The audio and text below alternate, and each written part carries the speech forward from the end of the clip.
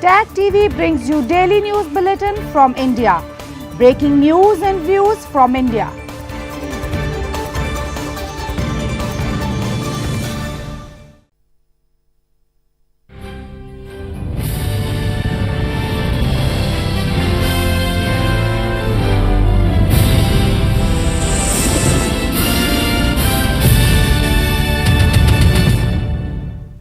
Good evening. Welcome to South Asia Newsline. I'm Lipakshi Khurana.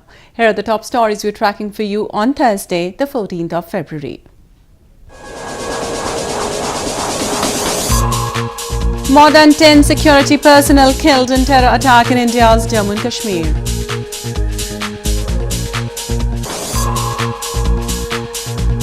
Interim bail of Pakistan's former President Zardari extended in money laundering case.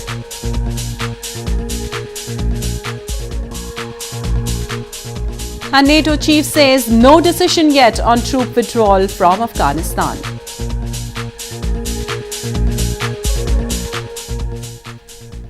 And now for all the details. More than 10 personnel of India's Central Reserve Police Force were killed and several injured after terrorists targeted a convoy with a powerful explosive in Pulwama district of northern Jammu and Kashmir province on Thursday. Officials said the nature of the device used to cause the explosion was yet to be ascertained. The injured had been moved to hospital for the treatment. Pakistan-based Jaish-e-Mohammed terror group claimed responsibility for the attack.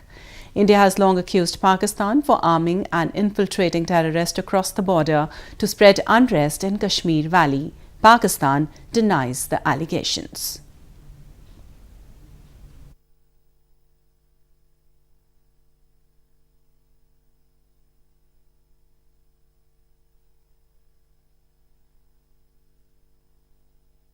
There was a terror incident. The CRPF convoy, which was coming from Jammu and going towards Srinagar, was attacked. We have suffered damage to the vehicle as well as to the men.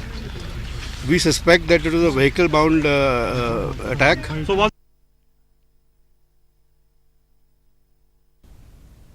A massive fire broke out at a greeting card factory in Indian capital New Delhi on Thursday morning. No casualty was reported in the incident, which came within a week after a major hotel fire killed at least 17 people in the city. A massive fire broke out at a greeting card factory in Indian capital New Delhi on Thursday. No casualties were reported in the incident. The fire broke out at Archie's Card, Stationery and Perfume Factory in Narayana area in the early hours of the day after reportedly the telephone switchboard caught fire and spread to the top floors, burning property kept inside the multi-story building. The fire services were alerted, after which 29 fire tenders rushed to the spot and successfully doused the fire. आग लगने का जो आप देख रहे हैं, ये main कारण ये है कि इसमें ऐसे ये सिलेंडर्स हैं जो इसमें वो करते हैं, तो ये आग इसमें लगने के बाद बुझता नहीं है. तो हम अभी कंट्रोल बर्निंग कर रहे हैं कि आग को बिल्कुल फैलने का कोई खतरा नहीं है. ये आर्चीज कंपनी है, ग्रीटिंग कार्ड और स्टेशनरी और गिफ्ट आइटम की, और इसके अंदर सुबह EPBX बोर्ड में 6:30 के करीब आग लगी है. वो आग आगे फैलते फैलते ऊपर फसाड से ऊपर चली गई और ऊपर हमारा स्टेशनरी का प्रोडक्ट, परफ्यूम आइटम पड़े हुए थे. This was the second major fire incident in the Indian capital within a week. It came after at least 17 people lost their lives in a hotel fire in Karol Bagh area of the city on Tuesday. In most places across India, fire safety regulations are lax and not periodically reviewed, which results in major fires breaking out, resulting in loss of life and property. And in news from Pakistan, the interim bail of Pakistan's former president Asif Ali Zardari, his sister Farial Talpur and other suspects in a money laundering case was extended till March 5th by a banking court on Thursday. The Federal Investigation Agency is investigating a total of 32 people in relation to money laundering of over 35 billion rupees from fictitious accounts. A banking court on Thursday extended the interim pre-arrest bail of Pakistan's former president Asif Ali Zardari and his sister Farial Talpur till March 5th in an ongoing money laundering case. The former president and his sister, along with other suspects, appeared before the court as the interim bail granted to them ended on Thursday. The Federal Investigation Agency, or FIA, is investigating a total of 32 people, including Zardari and Talpur, in relation to money laundering of over Rs 35 billion from fictitious accounts. During the hearing, the court asked the investigation officer whether there was any progress in the probe regarding the fake accounts case. The officer replied that as per the Supreme Court's orders, the case was being transferred to the National Accountability Bureau, or NAB, for further investigation. His statement was opposed by Zardari's lawyer, who said that the top court had only directed that the case be investigated further and not the case being handed over to the NAB, and further requested the court to extend his client's bail. The court accepted the request and set March 5th as the date for the next hearing. NATO Secretary General Jens Stoltenberg has said the organization's role in Afghanistan is about providing conditions for a political and peaceful solution. The NATO chief, before the start of the defense ministers' meeting in Brussels on Wednesday, said the aim is to, of course, not be in Afghanistan forever, but to be in the country to fight terrorism and to train, assist and advise Afghan security forces.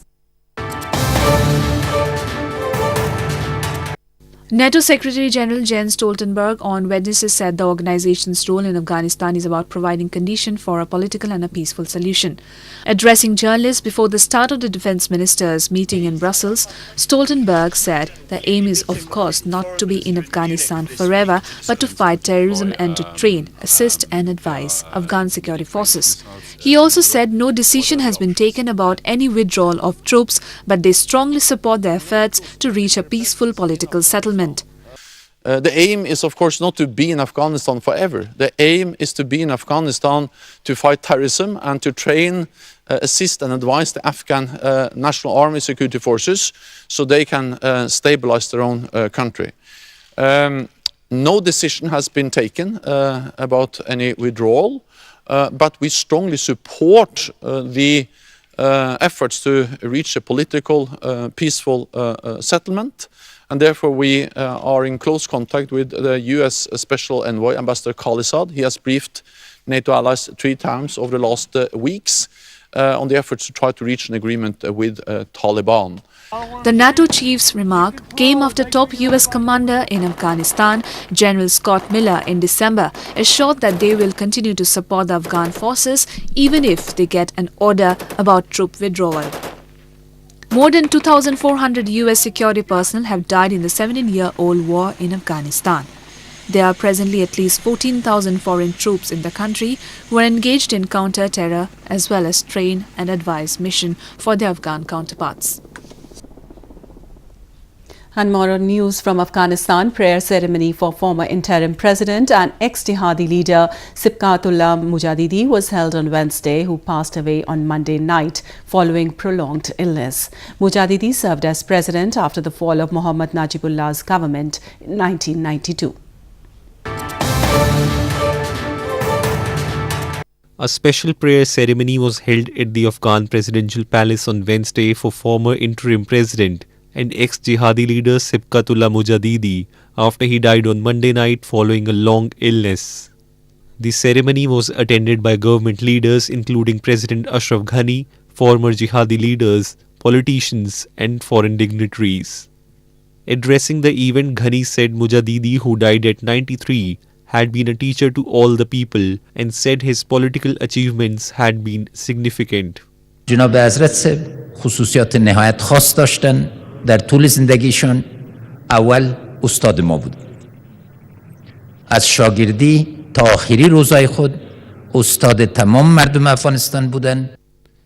Mujahidi was born on 21st April in 1925. He served as president after the fall of Muhammad Najibullah's government in April 1992. He was the founder of the Afghan National Liberation Front and served as the chairman of the 2003 Loya Jirga, the Grand Assembly that approved Afghanistan's new constitution after the fall of the Taliban regime in 2001. In 2005, he was appointed chairman of the Meshrano Jirga, the upper house of the parliament, and was reappointed as a member in 2011. He also served on the Afghan High Peace Council. Mujadidi was considered as a moderate Muslim leader. Moving on to news from Sri Lanka. Sri Lanka has begun advertising for hangmen as the country's president pushes ahead with a hardline policy modelled on the Philippines to combat drug trafficking.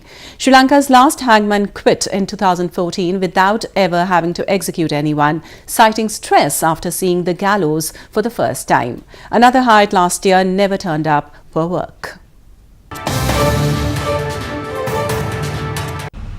Sri Lanka began advertising for hangmen this week as the country's president pushes ahead with a hardline policy model on the Philippines to combat drug trafficking. The last execution in Sri Lanka was 43 years ago, but President Maithripala Sirisena said last week he wants to resume the use of capital punishment for drug traffickers in the next 2 months.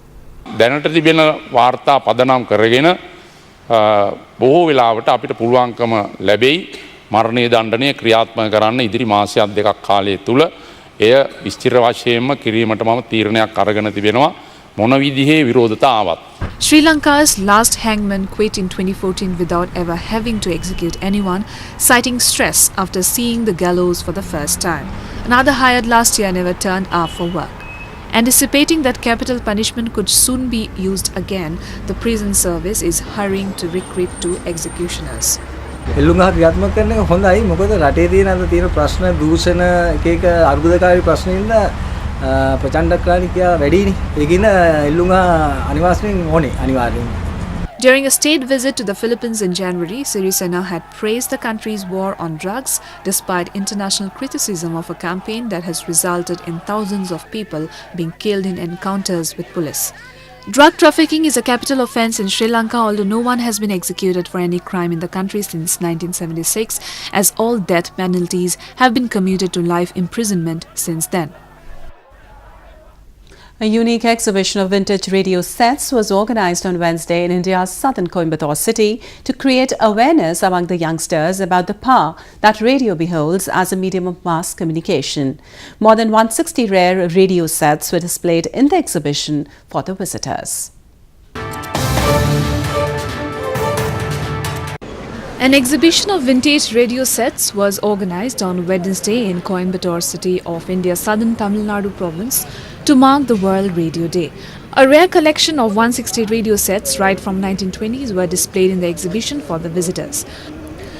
The event was aimed at creating awareness among the youngsters about the indispensable role that radio played in the lives of the people in the past and its power to disseminate information in today's fast-moving world. The theme of this year's World Radio Day was dialogue, tolerance and peace. இன்றைக்கி சர்வதேச வானொலி தினம் உலகெங்கும் வெகு விமரிசையாக வளர்ந்த நாடுகள் எல்லாம் கொண்டாடி வருகிறார்கள். அந்த சமயத்தில் நம்ம ஊர்லேயும் இது மாதிரி ஒரு கண்காட்சி விழிப்புணர்வை ஏற்படுத்தணும் அப்படிங்கிற நோக்கத்தில் தான் இதை காட்சிப்படுத்தியிருக்கிறேன். சுமார் 160க்கும் மேற்பட்ட ரேடியோக்களை நான் இங்கே பார்வைக்கு வச்சுருக்கேன். அதில் ஃபஸ்ட் ஜென்ரேஷன் சொல்லக்கூடிய வேக்கம் டியூப் ரேடியோவிலிருந்து தொடுதிரை தொழில்நுட்பத்தினுடைய தற்போதைய ஜென்ரேஷன் வரைக்கும் பயன்படுத்தக்கூடிய ரேடியோ வரைக்கும் பார்வைக்கு வச்சுருக்கேன். World Radio Day is observed on February 13 every year. The day celebrates radio as a forum for information and entertainment and as a bridge of communication for remote communities and its role in empowering people. Well, that's the way it was in South Asia this evening. Before we conclude, the top stories once again. More than 10 security personnel killed in terror attack in India's Jammu and Kashmir.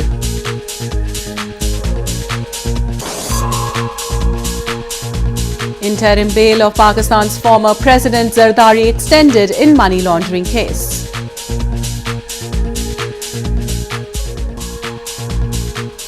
And NATO chief says no decision yet on troop withdrawal from Afghanistan.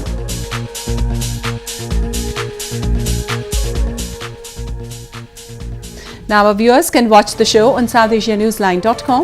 You can also visit us on Facebook.com/AsAsiaNewsline and follow us on Twitter @AsAsiaNewsline. That's all in tonight's edition. We'll see you same time tomorrow. Good night.